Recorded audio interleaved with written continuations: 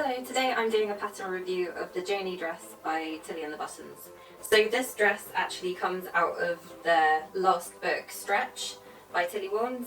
It's got a lovely range of patterns, so this is one of a few I've done out of that book. So I've made a size 4 out of the Tilly and the Buttons sizing. I just made a straight 4 the whole way throughout, and the variation I've done is I've done short flared sleeves. Okay, so firstly the fabric I've chosen, this was actually something already in my stash, so I bought this at least 1 year ago, possibly 2, and this is from my local haberdashery, so anyone who lives in Cornwall will know of Trago. So I got this from Trago, which is my local haberdashery, and yeah, so it's a knit fabric, it's pretty stretchy, it's quite thin but it drapes really well, as you can tell. And it's quite substantial, you know, it's not see-through, and I really like the pattern. I didn't need to pattern match anything, so that was handy, but it's a nice bit of detail on there. Okay, so regarding the difficulty of the pattern, I think this is probably a good pattern for confident beginners who've already had a little dabble with knit fabrics. So, I mean, even going through the stretch book would be an excellent way to introduce yourself to knits, which is the whole point of the book. Because you start off with the BB skirt, which you start off with a much stabler ponte style knit, and then you progress to patterns like this. But saying that, I think this dress looks more complicated than it actually is.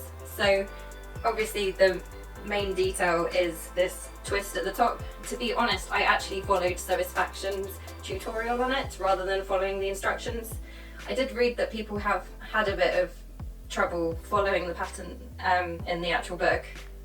I'm not sure if this is the case. I might try following the instructions next time. I did kind of skim through them, but I thought, you know, Sewisfaction's made a number of them now. I just thought I'd go ahead and give that version a go, and yeah, it's worked fine. I think it was just the way Sewisfaction shows you how to do it. Theoretically, you should be able to stitch so you don't have as much of a hole next to the twist, and yeah, I'm happy with how it's turned out anyway, so perhaps I will just stay with the Sewisfaction instructions, I'm not sure.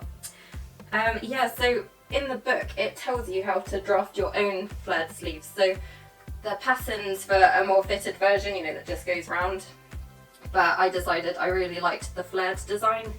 So you do a bit of, I guess, pattern drafting or pattern cutting, and it's really simple. You basically draw, I think, about 3 lines, and you slash and spread the sleeve piece to give it that volume. And I think the gap I put between the lines, how much I spread it, I think it was about 10 centimeters. I could be wrong though. I think I did the same as the book said they did, because I liked the amount of flare that was in the photo for the book. So yeah, but saying that, it's a nice little introduction to manipulating or hacking patterns, which I think works really well. Although it was an extra step, I found it really easy to do, which is always handy. So yeah, that didn't set me back too much at all. I did find it challenging to work out how short to cut the sleeves, but yeah, I'm happy with that. I guess I could have done it a bit shorter or longer, I don't know. Maybe next time I'll experiment a bit more.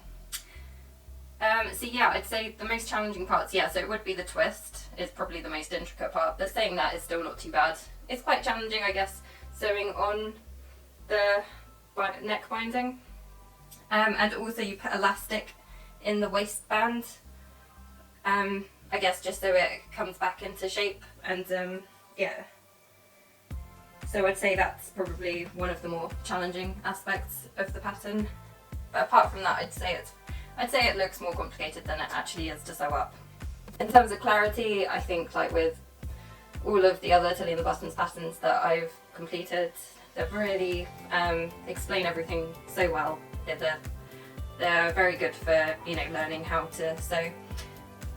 Like I say, I've heard that people have had issues with the twist front, and as I did kind of go off and find separate instructions, just because I think I watched the tutorial before I even started making the pattern, and I just thought, oh yeah, I'll go back to that tutorial. So I can't really vouch for the instructions. They didn't look too bad when I read them.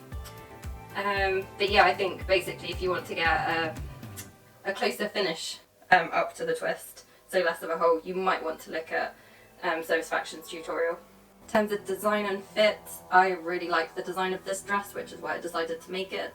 I like the fact that there's some volume in the dress, so it really works for a fabric, you know, a knit fabric like this, which will hang nicely. Means you've got a bit more volume than some other knit dresses.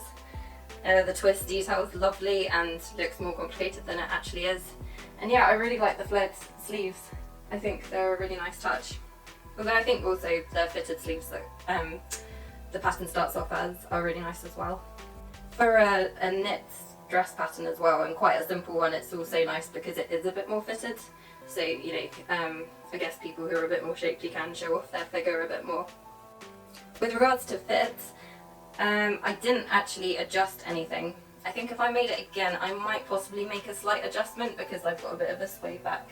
It doesn't really show because not the neckline, the waistline is a bit higher than most patterns, although saying that, I feel like it is quite close to my natural waistline, but maybe that's how the fabric has stretched since, I'm not sure.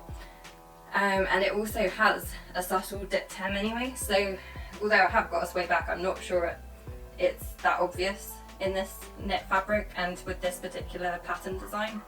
Saying that though, I think next time I may possibly just take a bit out of the centre back, so because there is this seam around the waist, I think what I might do next time is with the back bodice piece, perhaps I'll grade it up a bit, you know, possibly an inch or something, or even just a centimetre or two, just so that the skirt ends up being up a little bit higher, and you know, so I might feel a bit more comfortable with that. But saying that, I think I can get away with not adjusting it on this occasion. Okay, so time taken, it's quite difficult for me to work out how long it took. I took a bit of a break, so I cut out, maybe I traced out the pieces, and then I took a break because I was learning how to pattern cut, all the basics of pattern cutting. And then when I realised I had a sway back, I then thought, oh, do I change it, do I not? So that kind of put it on the back burner for a bit. And then I was also a bit put off by the fact that I did need to slash and spread the sleeves, which was really silly because it didn't take that long at all, and it was really simple. I think I just thought it was more complicated than it was. So it would take longer than a really simple knit pattern, like, you know, the Coco dress, that's really quick. Make It Yourself, Wendy Ward's Walkley dress, that is a really quick make if you want a really quick whirlwind introduction. But yeah, it doesn't take that long, considering all the additional features you've got with this dress. Overall, I'm really happy with this dress. I think I'm going to get a lot of use out of it. It's just really easy to sling on and go out the door. I think I'm going to make a lot of variations as well, so I think I really want to try and make a striped version. I've got some red stripy fabric, so that will probably be the next version I make. But yeah, overall I'm really happy and I'd really recommend the pattern. Thanks for watching.